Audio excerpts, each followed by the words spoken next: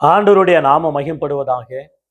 உங்கள் யாவருக்கும் ஆண்டவராக இயேசு கிறிஸ்துவின் நாமத்தினாலே என் அன்பின் வாழ்த்துக்களை சொல்லிக்கொள்ள ஆசைப்படுகிறேன். எனக்கு அருமையானவர்களே, இந்த நாளில் கூட விசேஷமாக சிலுவ தியானம் நாட்களில் நாம் நிற்கிறோம்.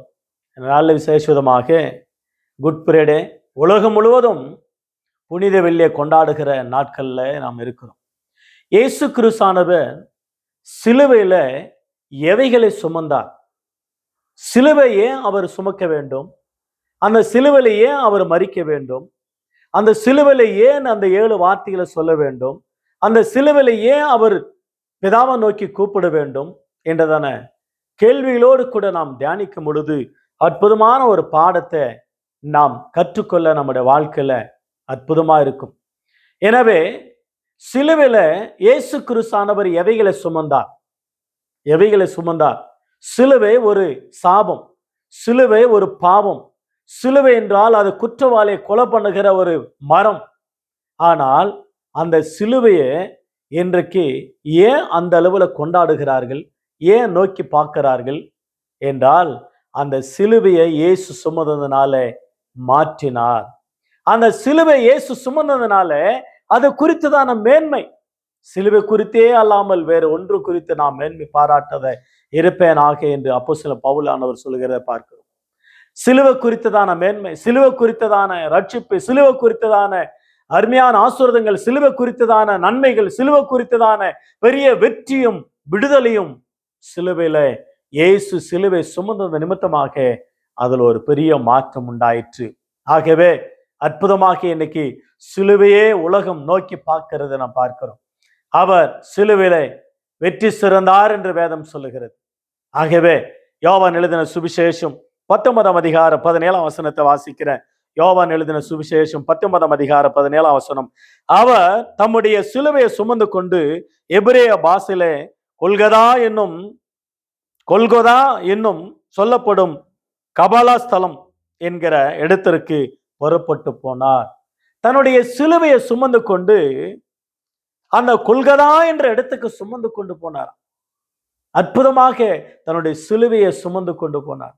அவருக்கு இந்த சிலுவை என்றால் பாடுகள், சிலுவை என்றால் வேதனை, சிலுவை என்றால் துக்கம், சிலுவை என்றால் உயிர் போகிற ஒரு நிலை, சிலுவை என்றால் குற்றவாளியே அப்படியே கொன்று போடுவார்கள். அந்த அளவுல வேதனைக்கூடியது இயேசு தம்முடைய சிலுவை சுமந்து கொண்டு போனாராம். அந்த சிலுவையில எவைகளெல்லாம் சுமந்து கொண்டார் என்பது குறித்து நாம் பார்க்கிறோம். அவர் தமது சிலுவை சுமந்து கொண்டார். 1 பேதுரு புஸ்தகம் 2 அதிகாரம் 24 வசனம். 1 பேதுரு 2 அதிகாரம் 24 வசனம். நாம் பாவங்களுக்கு செத்து நீதிக்கு பழித்திருக்கும்படி அவர் தாமே தமது சரீரத்துல நம்முடைய பாவங்களை சிலுவையில் மேல் சுமந்தார். அவருடைய தழும்புகளால குணமாகிறீர்கள். நம்முடைய பாவங்களை சுமந்தாராம். நம்முடைய பாவங்கள், நம்முடைய சாபங்கள், நம்முடைய அக்கிரமங்கள், அநியாயங்கள், நோய்கள், வியாதிகள், துக்கங்கள், இவைகள் எல்லாவற்றையும் சுமந்து தீர்த்தார். நான் சொன்னவைகள் எல்லாமே வேத வாக்கியங்களை காணப்படுகிறது நாம் பார்க்கிறோம். 1 யோவான் நிருபம் 3 அதிகாரம் 5 வசனத்தை வாசிக்கிறோம். அவர் நம்முடைய பாவங்களை சுமந்து தீர்க்க வெளிப்பட்டார் என்று அறிவீர்களாக, அவரிடத்துல பாவம் இல்லையே. நம்முடைய பாவங்களை சுமந்து தீர்க்கும்படியாக வெளிப்பட்ட தேவ ஆட்டுக்குட்டியானவர் என்று வேதம் சொல்லுகிறத நாம் பார்க்கிறோம். கலாத்தியர் புஸ்தகம் 3 அதிகாரம் 13 வசனம். கலாத்தியர் புஸ்தகம் 3 அதிகாரம் 13 வசனத்தை வாசிக்கிறோம். மரத்துல தூக்கப்பட்ட எவனும் சபிக்கப்பட்டவன் என்று எழுதியிருக்கிறபடி கிறிஸ்து நமக்காக சாபமாகிய நியாயப்பிரமாணத்தின் சாபத்திற்கு நம்மை நீங்களாக்கி மீட்டு கொண்டார். அருமையானவர்களே, யோசுவா 10 அதிகாரத்துல 26, 27 வாசிக்கிறோம். யோசுவா 10, 26, 27. அன்றைக்கு ராஜாக்களை அல்லது சத்துருக்களை அவர்களை பிடித்தால் மரத்துல தூக்கி கொலை செய்வார்கள். அவர்கள் சாயங்காலம் மட்டும் இருக்க வேண்டும் அந்த மரத்துல. அவ்வண்ணமாக இயேசு கிறிஸ்தானவர் அந்த சிலுவை என்ற மரத்துல தூக்கப்பட்டவராய் நம்முடைய சாபங்கள், நியாயப்பிரமாணத்தின் சாபத்து நின்று, நம்முடைய வாழ்க்கையில தலைமுறையாக வந்த சாபத்து நின்று எல்லாவற்றையும் ஆண்டவர் நிவர்த்தி செய்யும் பொருட்டாக அவர் நமது பாவங்களுக்கு மாத்திரமல்லாமல் உலகத்தின் சர்வலோகத்தின் பாவங்களையும் தீர்க்கிற தேவ ஆட்டுக்குட்டியாக வெளிப்பட்டார் என்பதை குறித்து யோவான் 1 29 வாசிக்கிறோம். 1 யோவான் 2 2 வாசிக்கிறோம். சர்வ உலகத்தின் பாவத்தை சுமந்த தீர்க்கிற தேவ ஆட்டுக்குட்டியாக வெளிப்பட்டார். எனக்கு அருமையானவர்களே, இயேசு சிலுவை சும்மா சுமக்கவில்லை. இயேசு சிலுவை சுமந்தது காரணம் இருக்கு, முகாந்தரம் உண்டு. அந்த சிலுவிலே நம்முடைய பாவங்கள், நம்முடைய அக்கிரமங்கள், நம்முடைய அநியாயங்கள், நம்முடைய சாபங்கள், நம்ம நோய்கள், ஆண்டவராகி தேவன் அவைகளை சுமந்து சாத்தானுடைய தலை நசுக்கினார் சிலுவிலே. அல்லேலூயா. சிலுவை சுமந்தார். மத்திய எழுதின சுவிசேஷம் 8 வாசிக்கிறேன். மத்திய 8 அவர் தாமே நம்முடைய பலவீனங்களை ஏற்றுக்கொண்டு நம்முடைய நோய்களை சுமந்தார் என்று ஏசாயா தீர்க்கதரிசியால் உரைக்கப்பட்டது நிறைவேறும்படி இப்படி நடந்தது என்று சொல்லப்படுகிறது. வாசிக்கிறோம் இல்லையா? ஏசாயா புஸ்தகத்துல 53 வாசிக்கிறோம் இல்லையா? 53 4 5 மெய்யாகவே அவர் நம்முடைய பாடுகளை ஏற்றுக்கொண்டு நம்முடைய துக்கங்களை சுமந்தார். நாமோ அவர் தேவனால் அடிக்கப்பட்டு வாதிக்கப்பட்டவர், சிறுமைப்பட்டவர் என்று எண்ணினோம். அவர் நம்முடைய மீறுதல் நிமித்தம் காயப்பட்டார். நம்முடைய பாடுகளை, நம்முடைய வேதனைகளை, நம்ம துக்கங்களை, நம்முடைய பலவீனங்களை கர்த்தர் சுமந்தாராம். நம்முடைய பலவீனங்களை சுமந்தாராம். அற்புதமான ஒரு வார்த்தை சொல்லப்படுகிறது. இயேசு சிலுவையில் எவைகளை சுமந்தார் என்றால் நம்முடைய அக்கிரமங்களை சுமந்தார், நம்முடைய பாவங்களை சுமந்தார். ரோமர் 5 அற்புதமான வார்த்தைகளை சொல்லப்படுகிறது நான் பார்க்கிறோம். ரோமர் 5 ஆண்டவராக இயேசு கிறிஸ்து நமக்காக சிலுவையில் மரித்தார். எப்படிப்பட்ட வார்த்தைகளை ஆண்டவர் எழுதி வைத்திருக்க. ரோமர் 5 வசனம் பாருங்களேன். வசனம் 6 அன்றையும் நாம் பலனற்றவர்களா இருக்கும் பொழுதே குறித்த காலத்தில் கிறிஸ்து அக்கிரமக்காரருக்காக சிலுவையில் மரித்தார். அற்புதமான ஒரு வார்த்தை. 8 நாம் பாவிகளாக இருக்கல, கிறிஸ்து நமக்காக மரித்ததுனால தேவன் நம்ம மேல வைத்த அன்பை விளங்க பண்ணினார். வசனம் 9 நாம் தேவனுக்கு சத்துருக்களாய் இருக்கையில் அவருடைய குமாரனாகிய மரணத்தினால் அவரோடு கூட ஒப்புருவாக்கப்பட்ட பின் நாம் அவருடைய ஜீவனால ரட்சிக்கப்படுவது அதிக நிச்சயமாமே. அற்புதமான ஒரு வார்த்தை. நாம் பலனற்று இருந்தோம், நாம் பாவிகளாய் இருந்தோம், நாம் தேவனுக்கு சத்துருக்களாய் இருந்தோம். தேவன் தன்னுடைய இரத்தத்தினாலே, தன்னுடைய சிலுவில சிந்தின இரத்தத்தின் மூலமாக நம்மை விடுதலாக்கினார், நம்ம ஒப்புரவாக்கினார். நமக்கு ஆண்டவராய் தேவன் கிருபை தந்தார். கொலோசையர் புஸ்தகத்துல வாசிக்கிறோம். கொலோசையர் 2 வசனம் 13 14 15 வாசிக்கிறேன். நமக்கு எதிரடியாகவும் நமக்கு விரோதமாக இருந்த கையெழுத்து கொளுத்தி அதை நடுவில் இராதபடிக்கு சிலுவின் மேலே ஆணி அடித்து துரத்தனங்களையும் அதிகாரங்களையும் உரிந்து கொண்டு வெளிரங்கமாக கோலமாக்கி அவைகள் மேலே சிலுவின் மேலே வெற்றி சிறந்தார்.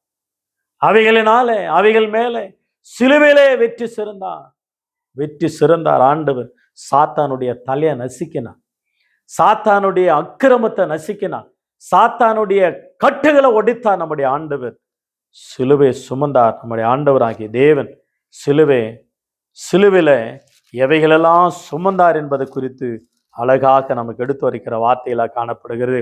மீண்டுமாக ஏசாயா புஸ்தகம் 63 ஏசாயா 63 ஏசாயா 63 9 அவர்களுடைய எல்லா நெருக்கங்களிலும் அவர் நெருக்கப்பட்டார்.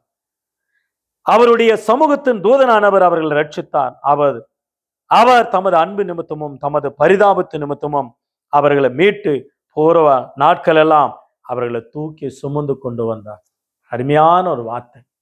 ஏசாயா 63:9 வாசிக்கிறோம். பூர்வ காலங்களெல்லாம் அவர்களை சுமந்து கொண்டு வந்தார். 430 வருஷங்களாக அடிமைகளாக இருந்த அவர்களை விடுதலாக்கி சில ஜனங்களை பாலும் தேனும் ஓடுகிற தேசத்துக்கு கொண்டு வரும் பொழுது வனாந்தரத்துல 40 ஆண்டுகளாக கர்த்தர் அவர்களை சுமந்தார். 40 ஆண்டுகளாக கர்த்தர் சுமந்தார். ஏசாயா புஸ்தகம் 46, 3, 4 ஆகிய வசனங்கள் வாசிக்கிறோம். தாயின் வயிற்றில் உருவாவதற்கு முன்னதாக நம்மளை சுமக்கிற ஆண்டவர் முதிர் வயது வரைக்கும் அப்படியே சுமக்கிறவரும் தாங்குகிறவரும் ஏந்துகிறவரும் ஆண்டவராய் தேவன் தாங்குகிறவரமா இருக்கிறார், உன்னை சுமக்கிறவரா இருக்கிறார். தாய் தோப்பம் ஒரு 10 மாதங்களாக ஒரு வருஷமா சுமப்பாங்க குழந்தைய. அதுக்கு பிற்பாடு சுமக்க மாட்டாங்க. என்னால எருமாடு மாரியா இருக்கு நடந்து வாடானுவாங்க. ஆனா தேவன் முதிர் வயது வரைக்கும் அவர் நம்ம சுமக்கிறவரா இருக்கிறாரா. ஆகவே எனக்கு அருமையானவர்களே, ஏசாயா புஸ்தகம் 66 அதிகாரம் 13 வசனத்திலோடு வாசிக்கிறோம். ஒருவன் அவன் தாய் தேற்றுவது போல, ஒருவன் அவன் தாய் சுமப்பது போல நான் உங்களை சுமக்கிறேன். உபாகமம் 1 அதிகாரம் 31 வசனத்துல வாசிக்கிறோம். அற்புதமான ஒரு வார்த்தை. தகப்பன் தான் பிள்ளையை சுமக்கிறது போல உன் தேவனாய் கர்த்தர் இவ்விட மறுமட்டமாக உங்களை சுமந்து கொண்டு வந்தார் என்பதை குறித்து மறந்துவிடக் கூடாது என்று சொல்லப்படுகிறது. எனவே எனக்கு அருமையானவர்களே, இயேசு கிறிஸ்தானவர் நம்ம சுமக்கிறவரா இருக்கிறார். இயேசு கிறிஸ்தானவர் நம்ம சுமக்கிறவரா இருக்கிறார்.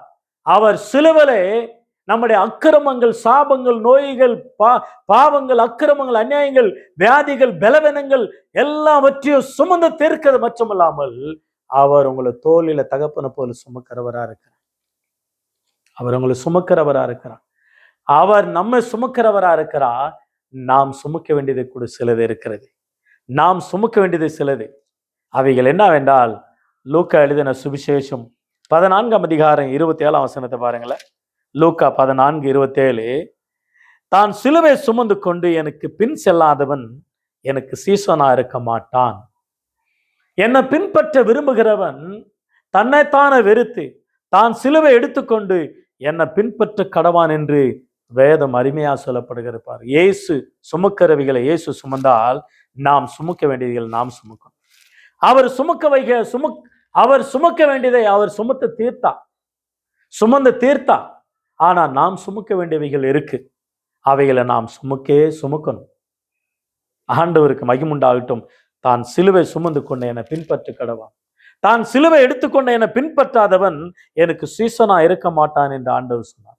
அவர் நிந்தனைகள், அவமானங்கள், போராட்டங்கள், சஞ்சலங்கள், சலசலப்புகள், முறுமுறுப்புகள், பாடுகள், வியாதிகள், துக்கங்கள், பலவீனங்கள் இவைகள் எல்லாவற்றையும் அவர் சுமந்தார். நம்முடைய வாழ்க்கையில வருகிறவன் நம்ம கூட சுமக்க வேண்டியது அவசியமா இருக்கு. எபிரேயர் புஸ்தகம் 13 அதிகாரம் 13 வசனத்தை கவனித்து பாருங்க. எபிரேயர் 13 அதிகாரம் 13 வசனம், 13 ஆகிய வசனங்களை பாருங்களேன். ஆகையால் நாம் அவருடைய நிந்தையை சுமந்து பாளையத்துக்கு புறம்பே அவரிடத்துல புறப்பட்டு போக கடவோம். நிந்தையை சுமந்து கொண்டு போகணுமா? என்ன ஒரு அற்புதமான ஒரு வார்த்தை. எனக்கு அருமையானவர்களே, கிறிஸ்து இயேசுவை நம்ம பின்பற்றினால் இன்னைக்கு நிறைய கள்ள போதகங்கள் வந்து விட்டது. நீங்க இயேசுவை பின்பற்றுங்களுக்கு காரு கிடைக்கும், ஆடி காரு கிடைக்கும், விமானம் கிடைக்கும், பில்டிங்கு கிடைக்கும், வீடு கிடைக்கும், புல்லெட்டு கிடைக்கும், ஆசீர்வாதம் கிடைக்கும், பணம் கிடைக்கும், கோடி கோடியா கிடைக்கும். இதெல்லாம் பொய் வார்த்தைகளை சொல்லி, தந்திர மந்திரங்களை சொல்லி ஜனங்களை ஏமாற்றுகள் உண்டு. கிறிஸ்து இயேசுக்குள்ளாக தேவ பக்தியா நடக்கிறவர்கள் யாவரும் துன்பப்படுவார்கள்.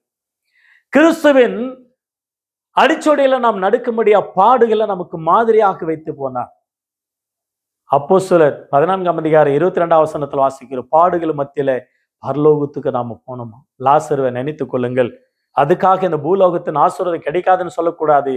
இவைகள் எல்லாம் இந்த போஸ்பரிட்டை காட்டிலும் பரலோகத்தின் போஸ்பரிட்டை நமக்கு தேவை. செழிப்பு அதுதான் நித்தியமானது, அழிவில்லாதது, ஆச்சரியமானது, மறந்துவிடக் கூடாது என்பதை குறித்து ஞாபகப்படுத்து. 2 கொரிந்தியர் 4 அதிகாரம் 10 வசனத்தை கவனிங்க. 2 கொரிந்தியர் 4:10 கர்த்தராகிய கிறிஸ்துவினுடைய ஜீவனும் எங்கள் சரீரத்தில் விளங்கும்படி இயேசுவின் மரணத்தை எப்பொழுதும் எங்கள் சரீரத்தில் சுமந்து திரிகிறோம். இயேசுவின் மரணத்தை பவுல் சொல்றாரு, இயேசுவின் மரணத்தை நான் சுமக்கிறேன். கிறிஸ்து எனக்கு ஜீவன், சாவு எனக்கு ஆதாயம். It is better and benefit death. அற்புதமாக மரணம் எனக்கு பெட்டர், மரணம் எனக்கு பெனிஃபிட் என்றார். லாபம் என்றார், ஆதாயம். It's wonderful. யார் சொல்லுவா இந்த வார்த்தை? நாங்க எங்க சரீரத்துல நாங்க அதை சுமந்து திரிகிறோம். அது பொக்கிஷமா சுமக்கிறாராம் பாருங்க. இன்னொன்னு 7 வசனம் 2 கொரிந்தியர் 4:7 இந்த மகத்துவமுள்ள வல்லமை எங்களால் உண்டாயிராமல் தேவனால் உண்டாயிருக்கிறது விளங்கும்படி இந்த பொக்கிஷத்தை மண் பாண்டங்களில நாங்கள் பெற்று அவைகளை சுமந்து கொண்டு இருக்கிறோம். பொக்கிஷம் ஆண்டவருடைய வார்த்தை, ஆண்டவருடைய மரணம். அவருடைய மரணத்தை நீங்கள் தெரிவிக்கிறீர்கள். அவருடைய வார்த்தையை நீங்கள் சொல்லும் பொழுது, கிறிஸ்துவின் மரணத்தை சொல்லும் பொழுது, கிறிஸ்துவின் உயிர்த்தெழுதை சொல்லும் பொழுது, கிறிஸ்துவின் வாழ்க்கை வரலாறு சொல்லும் பொழுது நம்முடைய வாழ்க்கையில் ஒரு பெரிய ஆசீர்வாதத்தை ஆண்டவர் வைத்திருக்கிறத நான் பார்க்கிறோம். எனக்கு அருமையான கத்தோடுப்பில் நம்முடைய வாழ்க்கையில நாம் சுமக்க வேண்டியது சிலுவை. நாம் சுமக்க வேண்டியத பாடுகளை, நாம் சுமக்க வேண்டியது ஆண்டவருடைய வசனத்தை, நாம் சுமக்க வேண்டியது ஆண்டவருடைய வல்லமை. பழைய ஏற்பாட்டில் ஆசாரியர்கள் உடன்படிக்கை பெற்று சுமந்தார்கள். ஒன்றாஜக்கள் 8ஆம் அதிகாரம் 4ஆம் வசனத்துல ஆசாரியர்கள் உடன்படிக்கை பெற்று சுமந்தார்கள். ஒன்றாஜக்கள் 8:4 வசனத்துல பழைய ஏற்பாட்டுல மெராரி புத்திராரும் ஆசாரியர்களும் அந்த உடன்படிக்கை பெட்டியை சுமக்க வேண்டும். அதுல ஆண்டவருடைய வார்த்தை இருக்கிறது. இன்றைக்கு ஆண்டவராகிய தேவன் தன்னுடைய வேதத்தையே நம்முடைய கரங்களை கொடுத்தா, இதை நம்ம சுமக்கணுமா? இதை நம்ம சுமக்கும் பொழுது நமக்கு சுகம் உண்டாகும். இதை நம்ம சுமக்கும் பொழுது நமக்கு ஆசீர்வாதம் உண்டாகும். இதை நம்ம சுமக்கும் பொழுது நமக்கு பல நன்மைகள் உண்டாகும் என்பதை குறித்து மறந்து விடவே கூடாது. ஆகவே எனக்கு அருமையான கத்தோடுப்பில் நம்முடைய வாழ்க்கையில ஆண்டவர் சுமக்க வேண்டியதை ஆண்டவர் சுமந்து தீர்த்தா, நாம் சுமக்க வேண்டியதை ஒன்று இருக்குது. அதை நாம் சுமந்தே தீர வேண்டும் என்று வேதம் அழகாக சொல்லப்படுகிறது பார்க்கிறோம். சங்கீதங்களின் புஸ்தகம் 126 சங்கீதம், சங்கீதம் 126 சங்கீதம் 6 வசனம் 5 வசனம் 6 வசனம். கண்ணீரோடு விதைக்கிறவர்கள் கம்பீரத்தோடு அறுப்பார்கள். அள்ளித்தூவும் விதையை சுமக்கிறவன் அழுது கொண்டு போகிறான், ஆனாலும் தான் அரித்த அரிகளை சுமந்து கொண்டு கம்பீரத்தோடோ வீடு திரும்புகிறான். It's wonderful. நீங்கள் விதையை, ஆண்டவருடைய வசனம் என்ற விதையை லூக்காவில் வாசிக்கிறோம் இல்லையா? லூக்கா 8ஆம் அதிகாரம் அற்புதமாக 11ஆம் வசனத்துல வாசிக்கிறோம். ஆண்டவருடைய வார்த்தை, அந்த ஓமையன் கருத்தாவது விதை தேவனுடைய வசனமா இருக்கிறது. அந்த தேவனுடைய வசனத்தை நாம் அனுதினமும் சுமந்து கொண்டு போக வேண்டும். கொஞ்சம் வருத்தமா தான் இருக்கும், வேதனையா தான் இருக்கும், துக்கமா தான் இருக்கும். ஆனா விவசாய பாருங்க, காலையில 4 மணிக்கு எழும்பி விதையை சுமந்து கொண்டு போக வேண்டும்.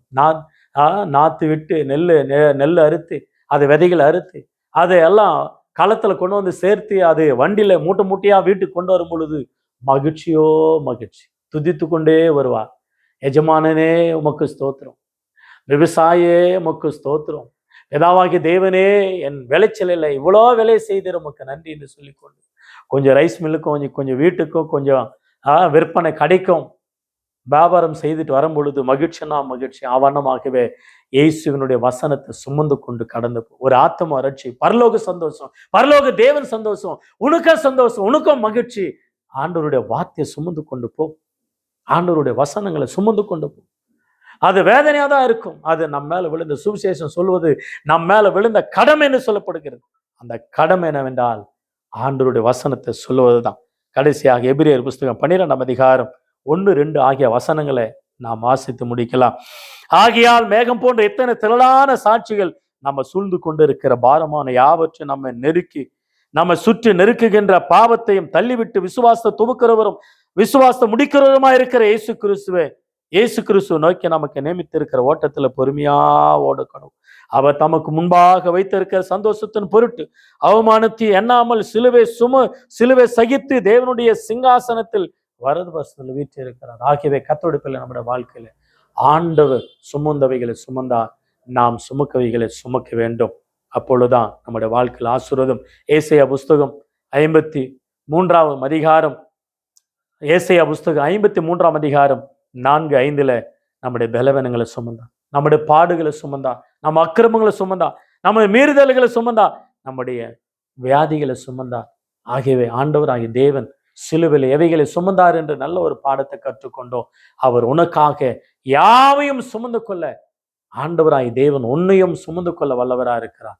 உனக்கு உண்டானவைகளை கர்த்தர் மேல பாரத்தை வைத்து விடு. சங்கீத புஸ்தகம் அருமையான அற்புதமான ஒரு வார்த்தை, 55ஆம் சங்கீதம் 22ஆம் வசனத்துல கர்த்தர் மேல பாரத்தை வைத்து விடு, அவர் உன்னை ஆதரிப்பார், நீதிமான ஒருபோதும் தள்ளாட விட்டார், உன்னை சுமக்கிறவரா இருக்கிறார். உங்களை அவர் விசாரிக்கிறவன் படினாலே உங்களை கவலையெல்லாம் அவர் மேல வைத்து விடுங்கள். 1 பேதுரு 5ஆம் அதிகாரத்துல அற்புதமான வார்த்தைகள் 8ஆம் வசனத்துல வாசிக்கிறோம். உங்களை ஆண்டவர் விசாரிக்கிறவரா இருக்கிறார், உங்களை சுமக்கிறவரா இருக்கிறார். கர்த்தர் தாம் இந்த வசனங்களை ஆசீர்வதிப்பாராக. ஆண்டவர் உங்களை ஆசீர்வதிப்பாராக. God bless you all. God bless you.